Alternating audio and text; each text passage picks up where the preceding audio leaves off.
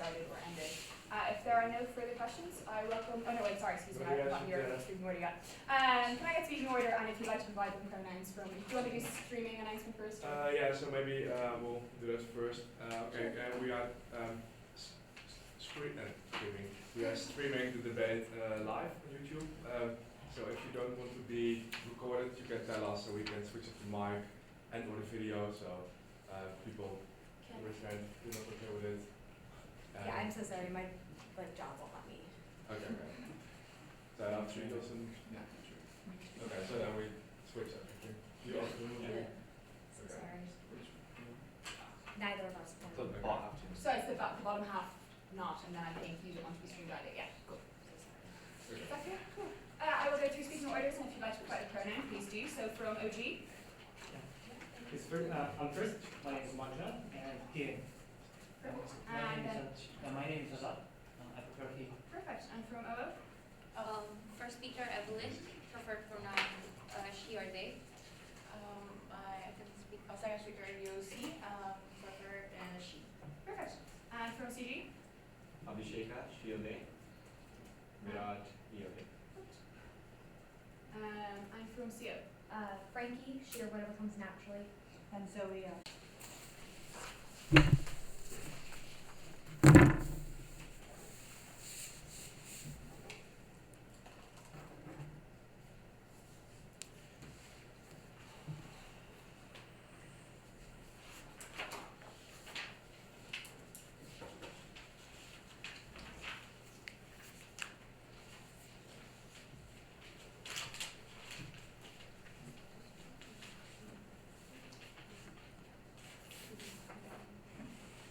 Madam Chair, for far too long, members of the military have been ignored in the current system of governance that exists now and does not provide them with any meaningful opportunities to advocate their rights, to champion the conditions in which they will be working in, and basically to protect their own rights. We believe that the best has yet to come, and we believe that this motion would allow us to involve these members into the process of democratic deliberation and advocacy of their rights, and will provide us with benefits which we are going to preview today. We'll explain you A, why it would lead to the improvement of workers' conditions. Secondly, we'll explain you why it will necessarily lead to the political enfranchisement of the military members, and lastly, we'll explain you why it would improve the prestige of the military forces and would lead to the better treatment of these workers inside of that society, ladies and gentlemen. We'll explain you why this is important. But just before that, let us explain three-part model from opening government. What we will do today.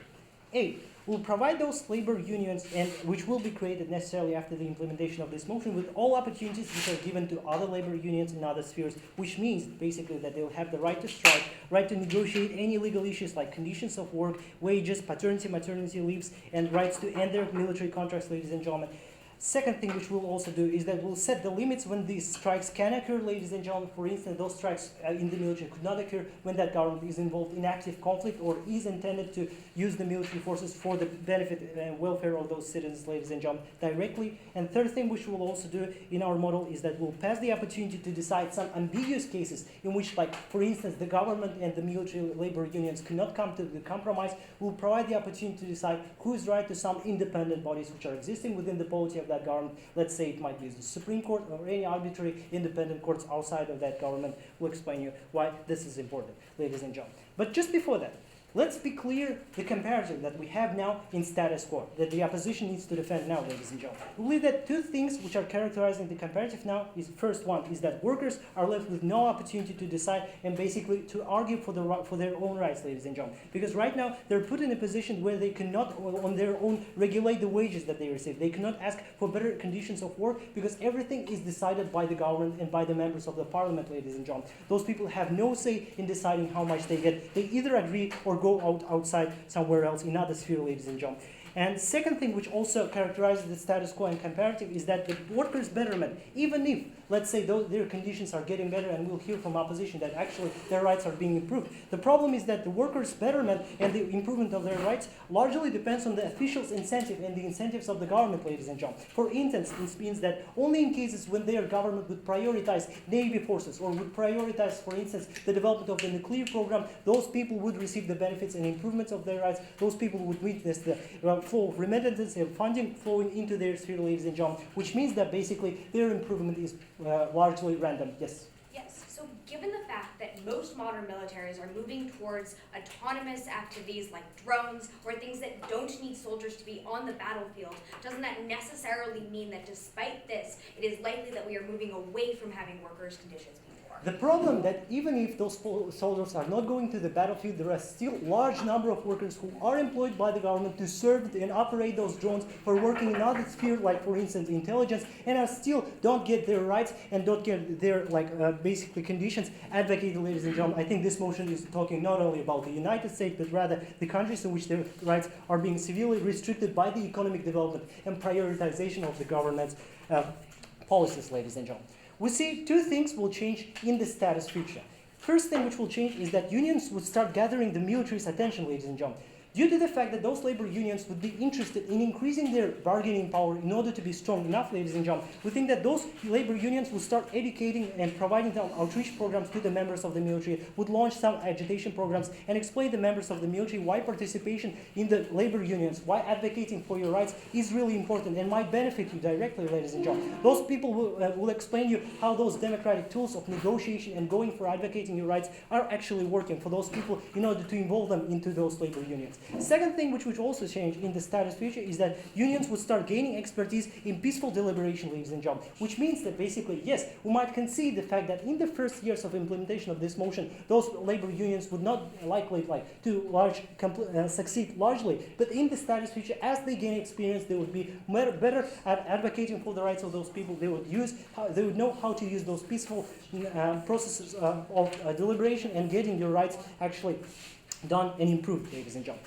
We see three major benefits of these. First, we would achieve the improvement of the workers' conditions, ladies and gentlemen. Due to the fact that those labor unions would be advocating the rights of the military and they have the large power of the military, because in most cases the government needs some sort of security, the government needs some sort of interest and actually guarantee from the members of the military that they can back them up at any single time in the period of operation. Thus, governments would be interested in listening to those labor unions and following their requirements, ladies and gentlemen. What would happen in those cases is that they were likely to see the conditions in which the wages of those people would increase, in which the conditions under which they're employed and under which they wish to leave the military would be more easy and more more corresponding to the wishes and desires of the people who are working in the military. We believe that this is the comparative and large improvement which comes on our side, ladies and gentlemen. We believe that this is important because those people must also be heard.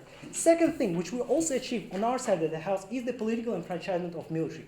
We already noticed on the example of the United States and many countries of the Western liberal democracies where the members of the military are largely shut out of the public discussion. They distrust the governments they live in. They don't participate in some democratic processes like elections or referenda because they believe that it will not get their rights improved or change the status quo, ladies and gentlemen. And which means that basically not only this sector in terms of improvement of their employment conditions, but rather large spectrum of their interests, like for instance, who will lead the government? Would the rights of, for instance, LGBT members be endorsed in that country? Or what would be other conditions in that country? Their views are being completely ignored on these issues, ladies and gentlemen, which means that we're having citizens who cannot be fully represented, who cannot fully benefit from the system because they're distrusting this institution. We believe that in the status future, those people are more likely to participate in those democratic processes because they have been already doing it, ladies and gentlemen, because they are being taught how to use those legal instruments. They're being taught on the benefits of why it works, ladies and gentlemen, because they're already benefiting it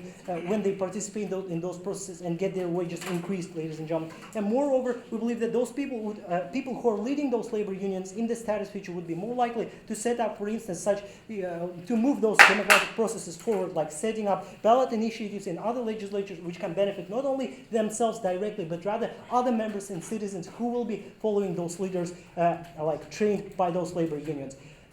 Basically, we believe that this motion is very important because it provides the enfranchisement of those people and improves their conditions. That's why we're incredibly proud to propose. I'd like to thank that speaker very much and welcome the Leader of Opposition. Yes.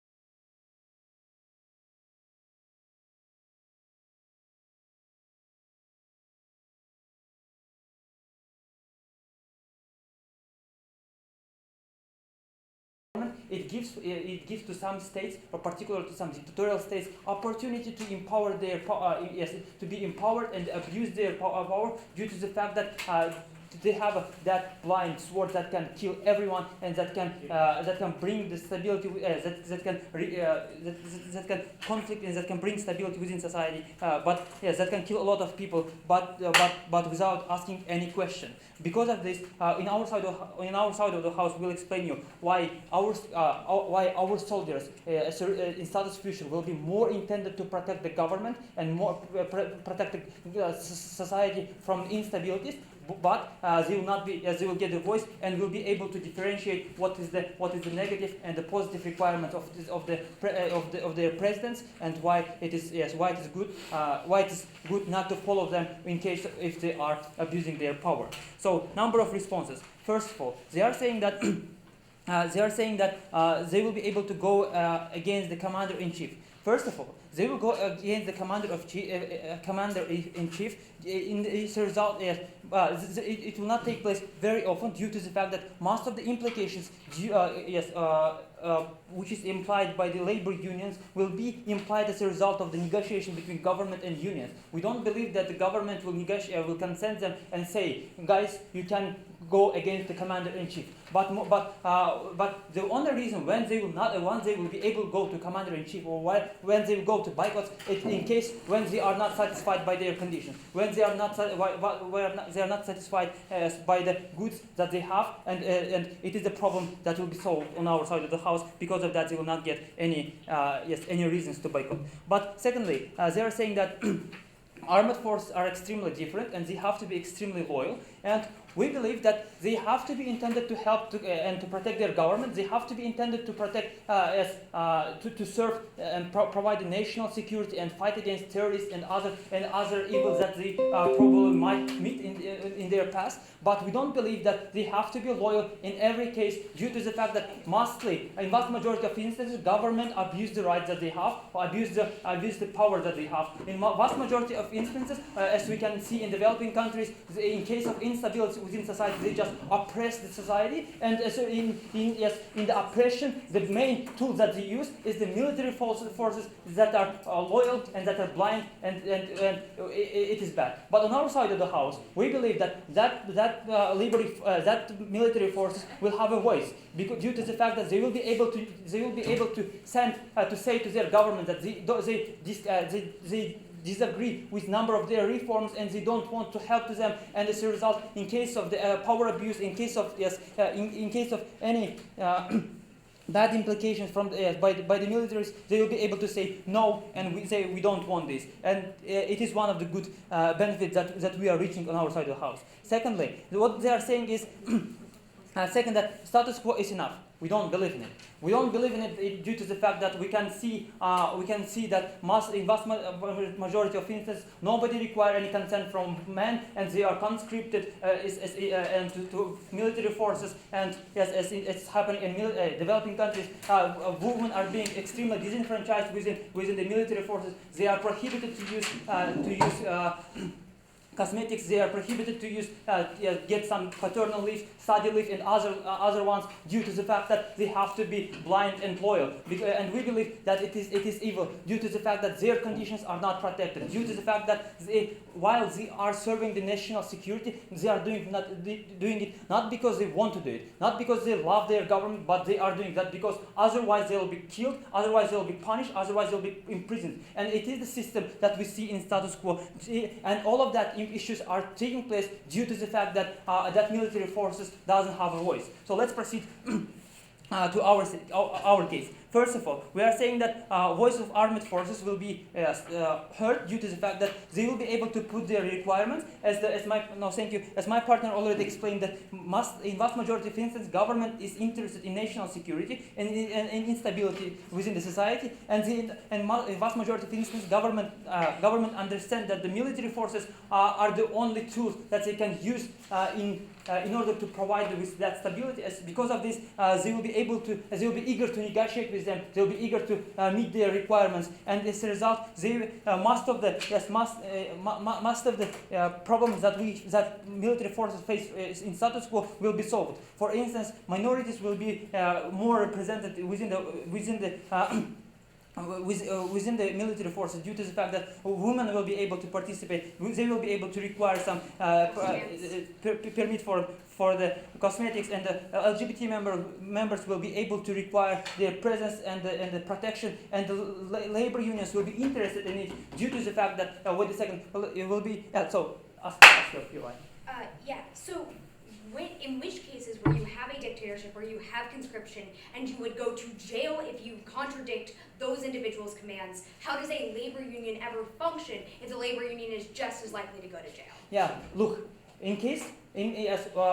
on the second part of our model, in case while that labor unions will not be heard by the government, or they will be refused to meet their requirements even in that dictatorial states, that labor unions will be able to use the tools that they have. They will be able to create the public discourse within the society that there are people who are protecting your rights, who are protecting yourself from terrorism and other threats, but their rights are not protected, and they will be able to apply for media, apply for any other tools of the spread of the information. Because of it, they will be able to reach their aims. So, what we have shown you in this debate, we have shown you that in status quo, military forces are extremely disenfranchised, and they are not intended to serve for their government, and sometimes they are being abused as a tool in the empowerment of dictatorship. But in status future, they will be heard, and they will be intended to serve for their national security. Because of it, our world is much safer. Thank you so much. I'd like to thank Dan Speaker very much for the fine speech, and welcome the Deputy Leader of Opposition.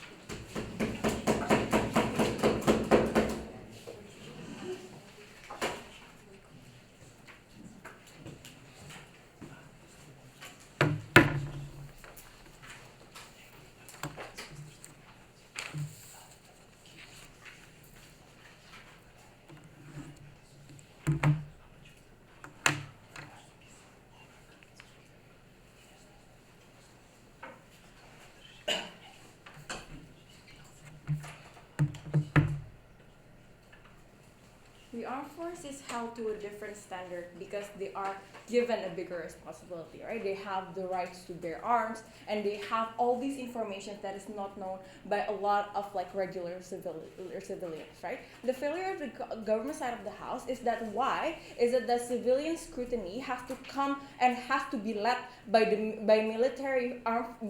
armed forces in a form of labor unions, right? We think that even under our status quo, all of their concerns, such as working conditions and the whole thing about inclusion, working condition, it can also be addressed under our situation without allowing them to have a labor union, and also on why for that all those things that are absent that they are saying is not there for good reasons, right? So before I move on to my arguments, several rebuttals towards the case of opening government, right? First of all, they said that government will have the interest if this policy is passed, then government will have the interest of improving work condition. Look, in the status quo, the government already have the interest. The interest has already exist.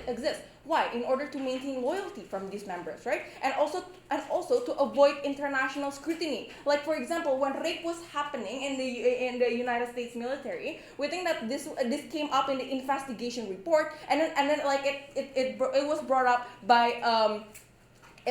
by the international community, right? So that is why right now the government maybe using more drones rather than boots on ground, right? So we see that a lot of these things are already improving, and this is because it is also within the interest of government to provide this, right? But then even if these conditions is not up to the standard that these members want, we think that for example maybe a higher pay than they want, right? Or maybe paternal and maternal that is longer than it already is, right? We think that these members should already consented before they enter the military, right? They should already understand all these consequences of becoming a military members. We're thinking that conscription is already a different, it's actually a different situation, because like that is not a permanent job in itself, and it should not be discussed within this debate, right? So the opening government never discussed of why this is not enough, right? Second, rebuttals of how they say that military has been shut out from the democracy entirely in the status quo.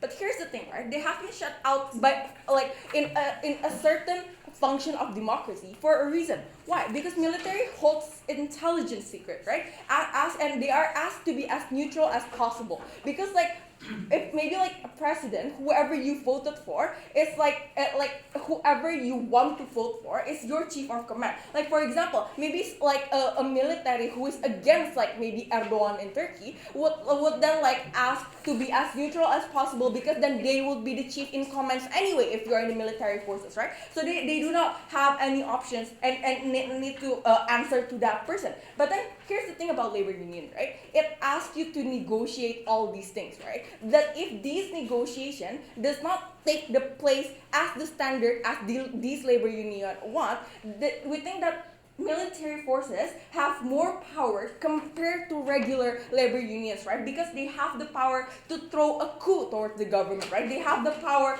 to like all this and create all this chaos within the society. And this is something that we would like to avoid, and also give power and give all this notion of negotiation towards these military members, right? But then third, so they have more power in their side against the government, and this is something that we would like to avoid in the first place, right? After this, and then third of all, on how they say that this will provide a better work condition for this military. Look, in the status quo, rape cases, LGBT discrimination has already been addressed in many militaries, right? On how they can also on how people who feel discriminated in the military force can bring it up to court martial, for example, right? We think that in the status quo there's already such mechanism, right? So we don't understand of why it has to go to the extent of them like creating a platform of negotiation that is like completely independent from the military forces and also the government, right? And I like to point out a little bit of questions from like the closing government, right? Of what if the commander is the one jeopardizing the command and like jeopardizing the whole mission in itself, right? Look, we think that we say that with consent that this might happen, but we think that this is a completely different scale, right? This is only like a very rare case of like suddenly a commander is like not following the command of government. But we think like in order to have a functioning armed force, you need to have a function that is like loyal members who are able to follow the command of the government. Before I'm on. Two important points. Turkey didn't have any labor unions, but it didn't stop them from committing a military coup inside that military. Second thing, you're more likely to achieve the military coup when those voters and military members are disenfranchised and they have low wages they cannot argue against. No, that's completely different, right? Because no. Here's the thing, right? Okay, so we think that even labor union will actually fuel that likeliness for all these military members around the world, like even those who are not under an authoritarian regime, to ask for something that is like way higher than they are supposed to get, right? But then moving on to my case, right, on how this policy is actually jeopardizing the whole security, the national security, right? Look. Armed forces are the backbone of national security, right? They have been asked to protect borders. They have been asked to protect the unity of the country, right? However, we think that if these military will have a labor union and there will be a discussion, for example, as to like they are questioning like of which direction of democracy, for example, that the government is taking, like or like what method that the government is trying. We think that this discussion is on a grassroots level, is the one that is completely harmful to have within the military armed force, right? Because then you have like dividing like things on like dividing opinions on how do you do things, right? And we think that this is completely harmful in terms of unity. Why? Maybe, for example, one part of the labor union would negotiate that, look, the government will have to acknowledge, like, will have to will have to support the separatist movement, for example. And then like one group like, no, we have to follow what the government wants. These are the kind of discussion that we want to avoid in the future, and this has been fueled by the labor union, right? So we think that this is completely harmful and unnecessary for the national security. We are more than proud to oppose. I'd like to thank that speaker very much. And can I remind teams to please keep your voices down when you're conferring. You guys are unfortunately being also the speaker, and it's really distracting and for them as well. So thank you very much for that speaker.